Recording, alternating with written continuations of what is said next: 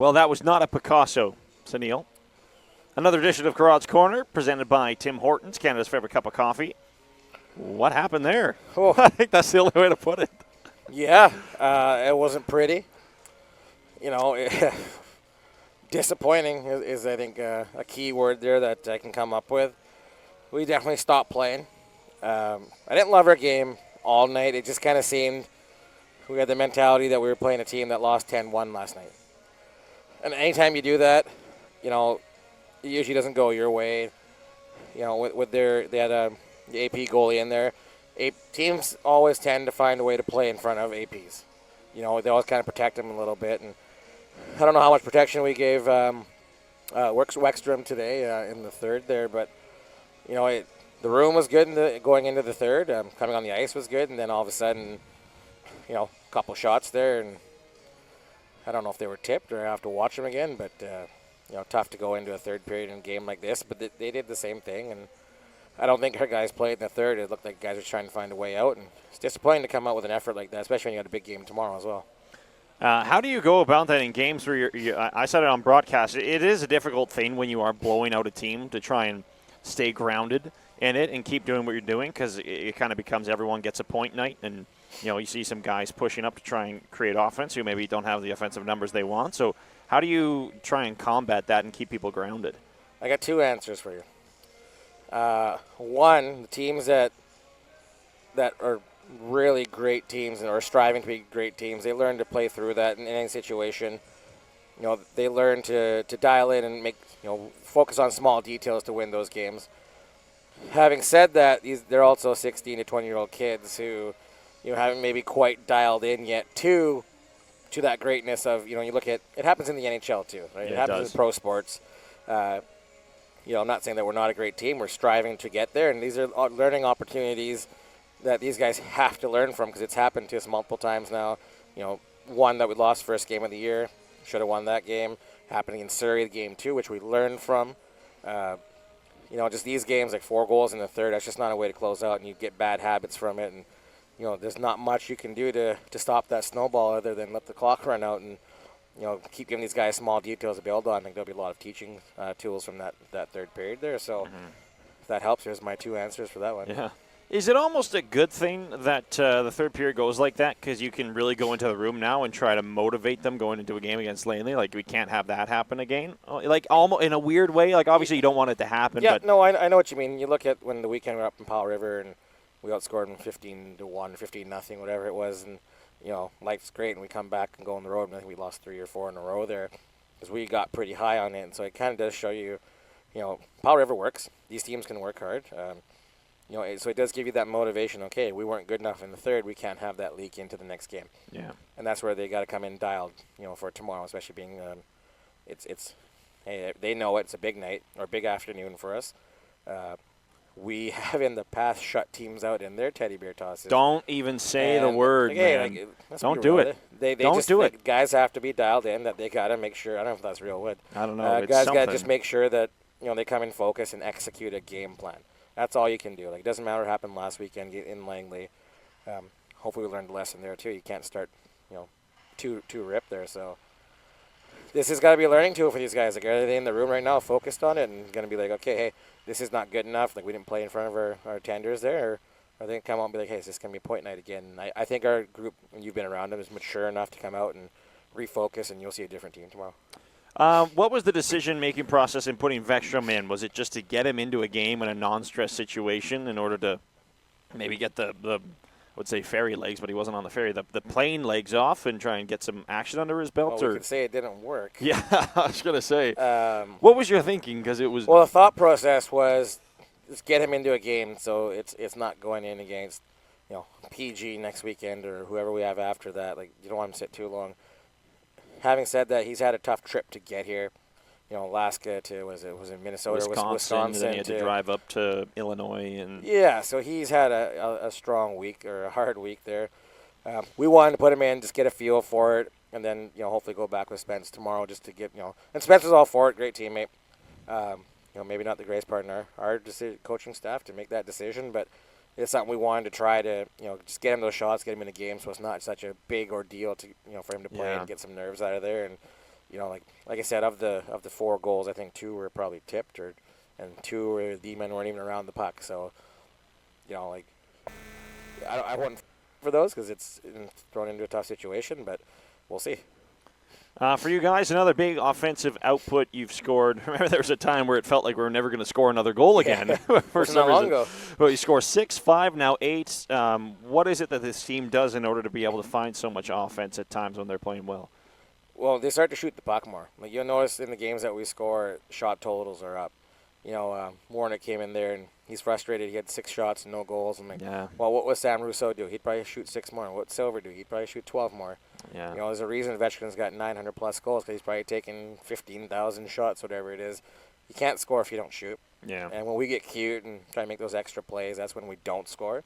And today, how many posts did we hit? So we hit 3-on-1 power play. Like we should have been 2 for 2 on those first 2 power plays there, and we're hitting the posts.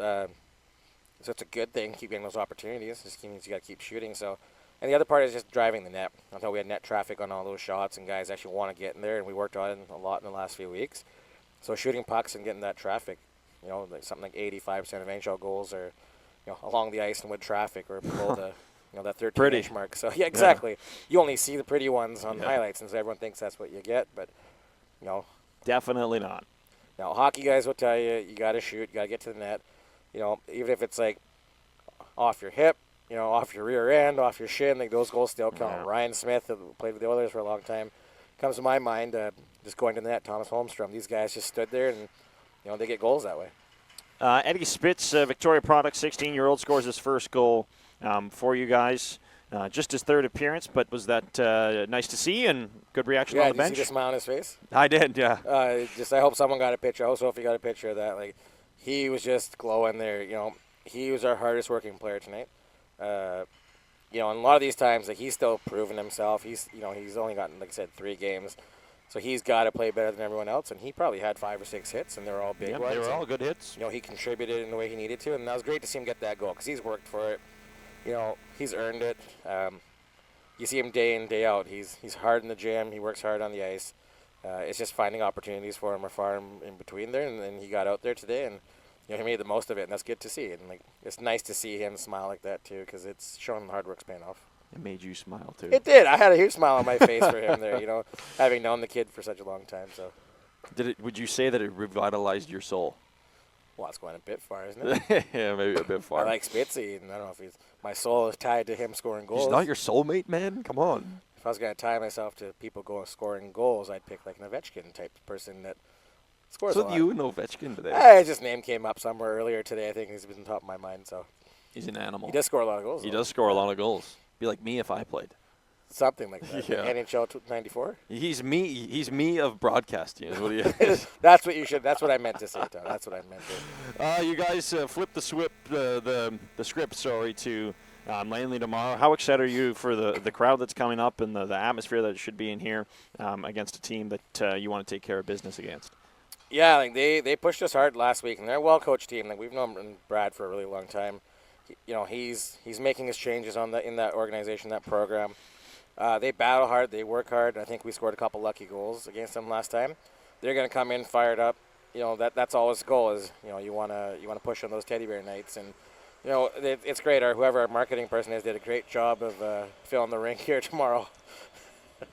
It was a group effort, and which will be great. Like it's nice that these guys will have something to play for tomorrow in terms of like, yes, you want to get all the teddy bears, you want a lot of people, but it'll be nice to have them in front of a crowd because that makes such a big difference. We saw it in the playoff run last year. Numbers get a little bit bigger, and it does make a big difference for them. And that's part of that motivation tomorrow as well. You want to put on a show for these kids, for the crowd coming in, and our guys will either if it's physicality or scoring goals, and both. Langley's a team that we've played a lot against, and there's no love lost there. And it's a weird stat. Out of the last 11 Langley games, there's been 10 one-goal games. Really? How weird is that? That's a fun fact. It's a fun fact, and none of the players are the same from 2 years ago, except for Lennon Mackey. Yeah, there you go. So, part of it's their rink, too. Like, it's hard to score in that rink. And that's like I said, every team that they've had since I've been in the league, going back to my first year, They've had a hard-working team. They always that's do, just yeah. kind of culture that they have, and you'll see it again here tomorrow. I don't know who they played tonight or if they played tonight. They were playing Alberni. Do we know what happened there, Chris? They're up 3-1. Langley's up 3-1 against the Nanaimo in the second intermission right now. Thank you to Chris. The only difference we'll see is we played tonight, they played tonight. There's an hour difference. Is that we'll get to sleep in our own beds, and they probably got to travel to a hotel. So hopefully you can kind of catch them early. But that's the goal. That's the goal. But everyone's in shape in this league that play. So yeah. Well, Sunil, I appreciate the time. Thanks, Tom. Another edition of Karod's Corner. Tomorrow will be a good one too. Tomorrow will be a good one. If you're watching, come out. Send money for someone else to buy a teddy bear. VictoriaGrizzlies.com/tickets. Teddy bear toss. It'll be a fun night. How are we looking for tomorrow? I think we're up over 2,000 now, somewhere in that range. These are Shamrock numbers. This is good. This is good. That. Shamrocks fans, you should come out too. Support Shamrocks fans, come support the Grizzlies. It's just hockey. Yeah. It's lacrosse on ice mixed with basketball.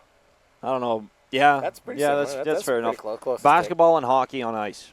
Basketball and hockey. Is that right? No, hockey is on ice. Hockey. Basketball and lacrosse. No, lacrosse is basketball and hockey put together on ice.